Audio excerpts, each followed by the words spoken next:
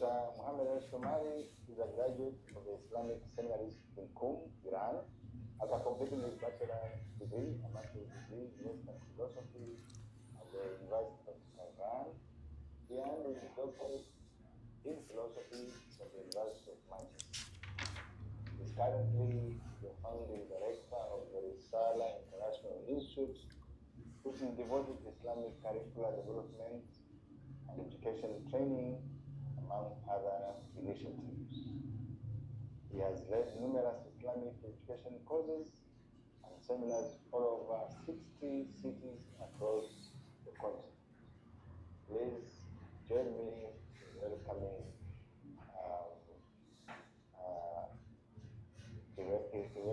Dr. Mohammed Shomari. Welcome. Thank you very much. In the name of God, the compassionate, the merciful, I am very delighted to be able to attend this important meeting to acknowledge great services of Bishop Lago in interfaith field, and in particular bringing Muslims and Christians closer. And I pray for his great success in this sacred mission. I also thank all the participants, the panelists, and the audience in person and online. I offer my brotherly greetings to Father Innocent. And also, I cannot continue without remembering our dear late Father Felix.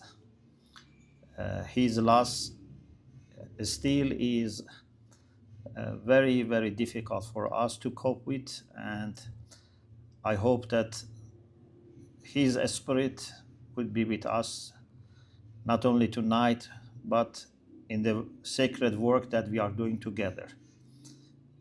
I cannot think of him unless being reminded of his humility, tranquility, knowledge, and true sense of brotherhood. May God elevate his spirit. So I very much enjoyed all the presentations, and I think, thanks to God, when we go back to our traditions, to our authentic traditions, we find that there are lots of similarities. And it's up to us to go back to our traditions and be charged with light and courage to build peace in the world, or take our politics, which may be sectarian or religious or nationalistic, and then take it to the tradition and just try to choose something from the tradition that would justify our wrongdoing. So either we are honest with our own tradition, or we just misuse it. That's the problem that we face today in the world. So it's job of people who are deeply committed and at the same time knowledgeable of these great religions, Islam, Christianity, and Judaism, to call all people back to God and back to humanity, which is shared among us. And this cannot be witnessed by anything like peace and fraternity. No society can claim that they are close to God and they treasure their shared humanity unless they are living in peace and fraternity together. So what I would like to share with you, and it can be a reminder, and it can be also for some people maybe a kind of direction for more research, is first what I think to be the pillars of peace in Islam, and then how a spirituality can help us to act according to those principles, and then what kind of attitudes based on those principles and this kind of spirituality we should adopt so that we can make sure that we are going to the right direction. So principles, spiritual elements, and then right attitudes.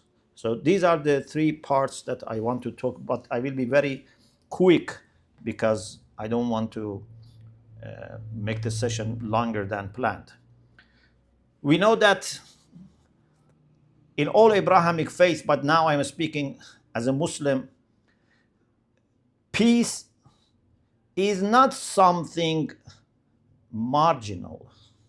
Peace is not something that is one of the many things that we need for dignified, enjoyable life. Peace is very fundamental to the extent that God Himself is introduced to us as as-salam. God is peace. God is al-mu'min, means He grants amn, security. And heaven is Darus Salam, the abode of peace. The most sacred and the most precious night for us Muslims is Laylatul Qadr, the night of Qadr, which is described as the night of peace.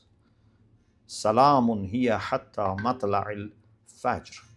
We have so many references to greetings of peace. God greets with peace, offering peace. Salamun qawlan min Rabbin Rahim. God Himself offers greetings of peace. Angels, prophets, believers, inhabitants of heaven, all offer greetings of peace. So peace is very fundamental to the extent that God says, whoever follows the Quran, seeking pleasure of God, would be guided to ways of peace. Yahdi bihillahu man ittaba'a ridwanahu subul as-salam. So with the Quran, God guides those who seek His pleasure to ways of peace, because peace has to be established in every corner of life, in every aspect of our personal life, family life, community life, social life, international life. And if we follow the scripture, we would be able to establish peace within and without in every aspect of human life. So we can say with confidence that unless we manage to achieve inner and outer peace, we have not been able to please God completely. We are all going to be questioned on the day of judgment how much we have worked for peace. And since tonight we celebrate one of the greatest occasions in Islamic calendar, which is in a sense dear to all of us because it's to commemorate the sacrifice of Abraham, is Eid al-Adha. Abraham offered maybe one of the greatest, if not greatest, sacrifice that he could offer for the sake of God. We are not necessarily put in the same condition as Abraham to offer similar sacrifice. But there is no success. There is no pleasure of God granted to us unless we are happy to sacrifice. And I want to say, establishing peace, maintaining peace cannot happen without sacrifice. And if we want to celebrate universal peace, or at least in our part of the world and within our reach, we need to be happy to offer some of our preferences, conveniences. Sometimes our reputation might be under attack by warmongers, but we need to be ready to sacrifice for the sake of peace. And we appreciate the readiness of Pope Leo for sacrificing his reputation for the sake of calling for peace. And of course, this is sacrifice in the first look. But we know that Abraham, when he sacrificed for the sake of God, he didn't lose. And we know, in the end of the day, those who make sacrifice for the sake of God are the only winners in this world. We, in our turn, try to sacrifice for keeping our relation with our Tangaza family, with our Tangaza brothers and sisters, as much as we could. Last year, we were there when Iran was attacked. We didn't even delay one session because we knew that our work is great, and when we have war, we have to work harder. We shouldn't cancel, we shouldn't even delay. We kept everything as if there was no war, as if our families were not being killed. And this year, it was during the war that I received message through Sheikh Khodami that our Tangaza brothers are asking, are we going to continue this year or not? And I said, yes. Even if the war continues, even the airports are closed, we will make sure that we come. And still, war has not finished. We have just temporary ceasefire, very fragile. We pray for peace, and please, you all pray for peace. But we are not doing this as something, as, what you do in your leisure time or something just as a fashion. We think this is our mission. And today, peace in the world needs religious leaders to work together. First, not to let anyone misuse our traditions, our scriptures to justify war. I'm sure for our Christian brothers, for our Jewish brothers, for Muslim brothers, it's very, very painful to see some people use our scriptures to justify war. We have to work together to not let them cause war in our name. And plus, we should give example of fraternity to people. If we can be united and work together and offer love of God and mercy of God to all our communities, not just my community or your community, this can pave the way for peace.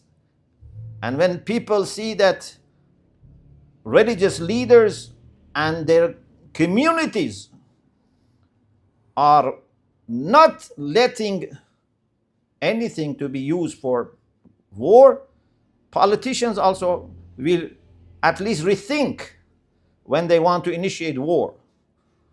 So, I am going to mention very quickly some of the pillars of peace. I think the first pillar of peace is truth. Unless we are committed to the truth, we cannot establish peace inside. We cannot have tranquility or sakina, or as our Jewish brother said, shakina, inside. If I am a liar, if I am a dishonest person, if I think that I am the center of the world, and instead of I following the truth, what I say is the truth, and everyone should accept it, I cannot have peace inside. And people who lack peace inside, they would not be able to tolerate peace outside. They want to get rid of that turbulence inside, that voidness inside, by attacking others and claiming what they have, because they think it's through their greediness that they can be satisfied. And this is totally wrong. You need to establish peace by following the truth. And God is the truth. God is the absolute truth. And every item of truth, whether it is between me and one person, or between me and whole community or humanity, between communities, every item of truth is a manifestation of that absolute truth. And by ignoring even one piece of truth, for example, between me and my neighbor, between me and my colleague, I am in trouble with God. The second pillar is justice. How can you be truthful and don't acknowledge the rights of others? Even we have to acknowledge the rights that we have over ourselves. In Islamic understanding, and I am sure this is the case in all Abrahamic traditions, even there are rights that I have over myself. For example, I cannot commit suicide. I cannot, harm my health, because there are rights that I have over myself. Or my eyes, my ear, my organs all have rights upon me.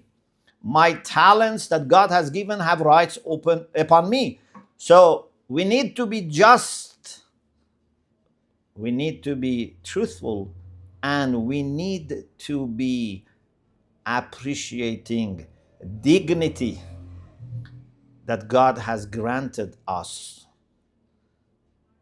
My dignity is not separable from your dignity, because God has given all of us dignity. لَقَدْ كَرَّمْنَا بَنِي آدَمَ. He has honored all children of Adam. If I don't have self-honor, I cannot honor others. And then I can easily get into fighting and humiliating, or God forbid, even killing them. So, truth, justice, and dignity are three pillars for establishing peace inside and outside, within and without. But how can we make sure that we really follow these principles? So now Islamic spirituality tells us you need to be humble. Humility before the truth leads to humility before people and acknowledging their rights. Sincerity is very important, because if I am not sincere, if I am not honest, I may justify my greediness and selfishness, my thirst for power, my thirst for position or money, etc. I may justify them by misusing the name of God. I may say, in the name of God, I am killing you. In the name of God, I am trying to expand my territory and make my territory greater or larger. Sincerity is where we need to work from birth to death. And no religious leader can say, I am not suffering from ego or selfishness, because we know even the prophets and saints, till the last breath of their life, they were very much questioning themselves, very much trying to be sincere, and sincerity has no end. It's a ladder that you can always rise. We need to work to establishing utmost sincerity. We should get rid of any kind of ego, even religious ego, even sectarian ego. They are very dangerous, sometimes more dangerous than personal or tribal ego. And then to be content with whatever we have. We have to be grateful to God for whatever we have. We should not be asking for more, especially when it belongs to others. We have to be grateful for what we have already been given, and be grateful to God for what God has given to others. I sometimes say this: if I am only grateful to God for the flowers in my garden, this is not enough. I need to be grateful to God for flowers in my garden and flowers in my neighbor's garden.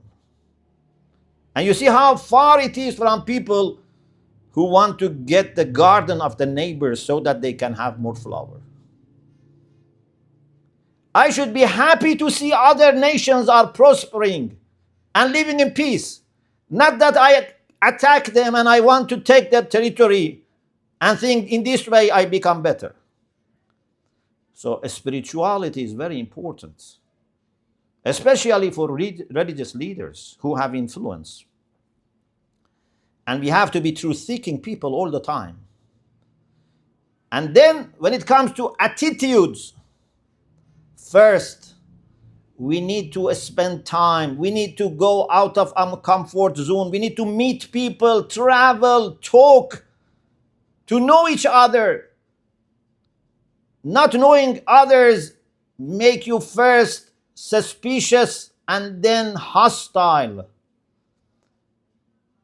If there is a place, even in our neighborhood, that I see people are coming and going, maybe a place of worship, I never meet them, they never meet me, we never talk to each other. Little by little I become suspicious. What are they doing in this place?